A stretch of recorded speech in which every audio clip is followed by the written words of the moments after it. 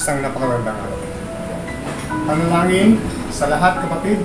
Bago matapos ang taon na to ay humihingi po tayo ng kapintutan sa ating Diyos. Kung Diyos namang makapangyarihan sa lahat po, bagong sa pangalan, muli po ang lingkod mo para po sa pangalatang kabutihan. Nawa po ay magampanan namin ang aming tungkulin sa pagbukas ng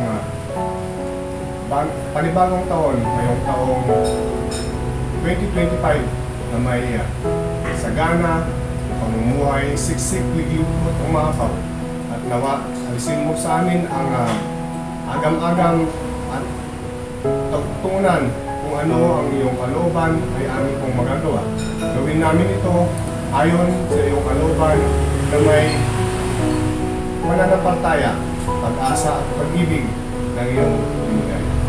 Agamutan sa physical, spiritual, emotional, mental, at magpatuloy po kami bilang iyong lingkod na instrumento kasangkapan naman. Kung isang talangin sa aming Panginoong Kristo, sa Banal Diyos Santo, sa iyong Oma, itong nag-isang mapangyayari sa lahat, walang bago sa isang pangalan, maraming salamat.